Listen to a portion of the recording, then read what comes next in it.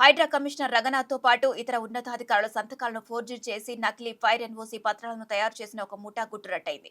హైడ్రా కార్యాలయం నుంచి ఎలాంటి అధికారిక అనుమతులు లేకుండానే కమిషనర్ పేరు మీద దొంగ సంతకాలతో ఫేక్ ఎన్ఓసీలు సృష్టించారు. ఏకంగా నగరంలోని 8 ప్రముఖ ప్రైవేటు జూనియర్ కళాశాల యాజమాన్యాలు ఈ నకిలీ సర్టిఫికెట్ల ఆధారంగా గుర్తింపు పొందేందుకు ప్రయత్నించడం విద్యాశాఖతో పాటు పోలీసు వర్గాలను తీవ్ర దిగ్భ్రాంతికి గురిచేసింది. ఇంటర్మీడియట్ బోర్డు నుంచి అఫిలియేషన్ సాధించడం కోసం సదరు ప్రైవేటు కాలేజీలు ఈ నకిలీ పత్రాలను సమర్పించాయి.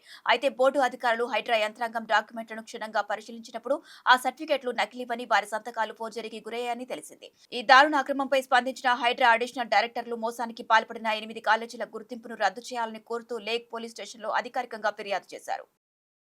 తెలంగాణలో అత్యవసర సేవల వ్యవస్థను మరింత ఆధునికంగా మార్చే దిశగా రాష్ట్ర ప్రభుత్వం కీలక నిర్ణయం తీసుకుంది. ఇప్పటి వరకు పోలీసు సాయం కోసం 100, అగ్నిమాపక సేవల కోసం 101, అంబులెన్స్ కోసం 108 వంటి వేరువేరు నంబర్లకు కాల్ చేయాల్సి వచ్చేది. ఇక నుంచి అలాంటి అవసరం లేకుండా అన్ని రకాల అత్యవసర సేవలకు ఒకే నంబర్ 112ను అందుబాటులోకి తీసుకొచ్చింది.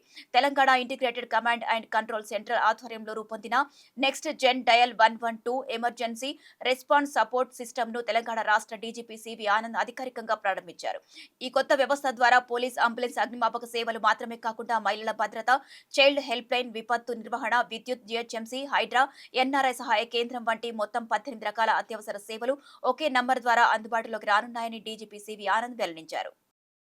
తెలంగాణలో ఇంటర్మీడియట్ పూర్తి చేసిన ఆర్థికంగా వెనుకబడిన వర్గాల విద్యార్థినులకు తీపి కబురు. పేదింటి అమ్మాయిలకు కమర్షియల్ పైలట్ గా ఎదిగే అరుదైన అవకాశాన్ని కల్పిస్తూ ఇంటర్ విద్యాశాఖ, ఇండిగో సంస్థ, సిఎస్ఆర్ విభాగం, ఇండిగో రీచ్ కీలక ఒప్పందం కుదుర్చుకున్నాయి. ఈ మేరకు ఆగస్టు 4న ఇంటర్ విద్యాశాఖ, IndiGo reach Bharat care trust మధ్య అవగాహన ఒప్పందం కుదిరింది. ఈ కార్యక్రమం ద్వారా అర్హత కలిగిన విద్యార్థినులకు అంతర్జాతీయ ప్రమాణాలతో పైలట్ శిక్షణ అందించనున్నారు. ఈ శిక్షణ మొత్తం 20 నెలల పాటు కొనసాగుతుంది. శిక్షణ పూర్తి చేసిన అభ్యర్థులకు కమర్షియల్ పైలట్ లైసెన్స్ తో పాటు ఏటీఆర్ టైప్ రేటింగ్ శిక్షణ కూడా అందించనున్నారు.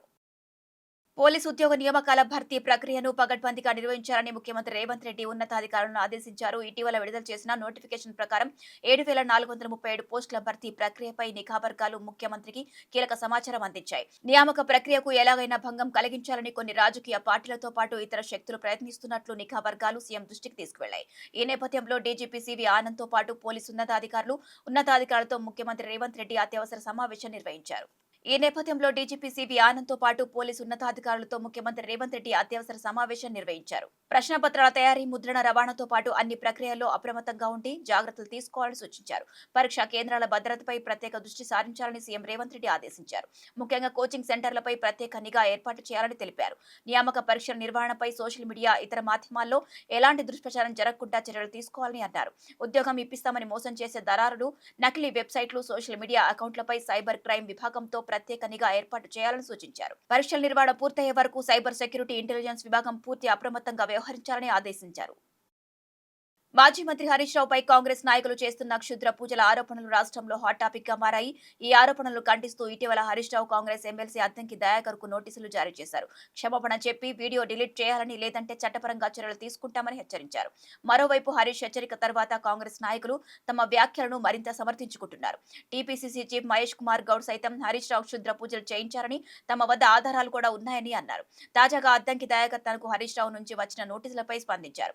తాను చేసిన వ్యాఖ్యలకు కట్టుబడి ఉన్నట్లు తెలిపారు. హరీష్ రావు క్షుద్ర పూజలపై కోర్టులోనే తేల్చుకుంటామని స్పష్టం చేశారు. హరీష్ రావు చిత్తశుద్ధి ఉంటే అమ్మవారిపై ప్రమాణం చేసి క్షుద్ర పూజలు చేయలేదని చెప్పమని డిమాండ్ చేశారు. సీఎం రేవంత్ రెడ్డికి చెడ్డ పేరు రావాలనే ఉద్దేశంతోనే క్షుద్ర పూజలు చేయించారని అద్దంకి మరోసారి పునరుద్ఘాటించారు.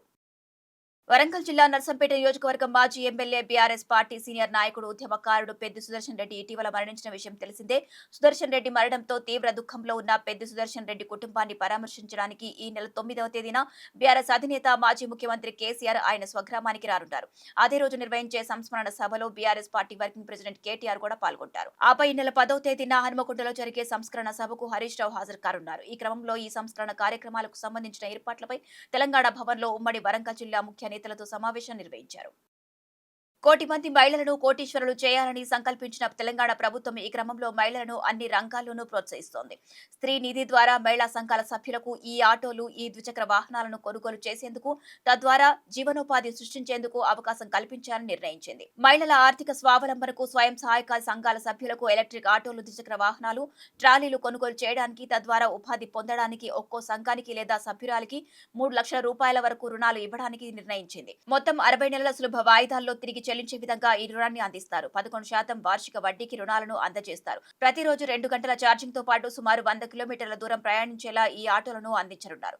ఇక ఎలక్ట్రిక్ ద్విచక్ర వాహనం కొనుగోలుకు గరిష్టంగా రూ. 75,000 వరకు రుణాలు అందిస్తారు. మొత్తం 48 వాయిదాల్లో దీన్ని తిరిగి చెల్లించాల్సి ఉంటుంది. ఏదో ఒక రోజు కమ్యూనిజమే గెలుస్తుందని టాలీవుడ్ హీరోయిన్ శోభితా ధూళిపాళ కీలక వ్యాఖ్యలు చేసింది. తమకు వామపక్ష భావజాలం ఎక్కువ అని వ్యాఖ్యానించింది. ఓ ఇంటర్వ్యూలో యాంకర్ అడిగిన ప్రశ్నకు సమాధానమిస్తూ శోభితా కామెంట్స్ చేసింది. మీ గురించి ఎవరికీ తెలియని ఒక విషయం చెప్పండి అని ప్రశ్నించగా తమకు ఖచ్చితమైన పొలిటికల్ ఒపీనియన్స్ ఉన్నాయని తెలిపింది. తాను లెఫ్టిస్ట్ అంటూ సమాధానం ఇచ్చింది. ఏదో ఒక రోజు మళ్లీ కమ్యూనిజమే గెలుస్తుందని ప్రామిస్ చేస్తున్నా అంటూ చాలా నమ్మకంగా చెప్పింది.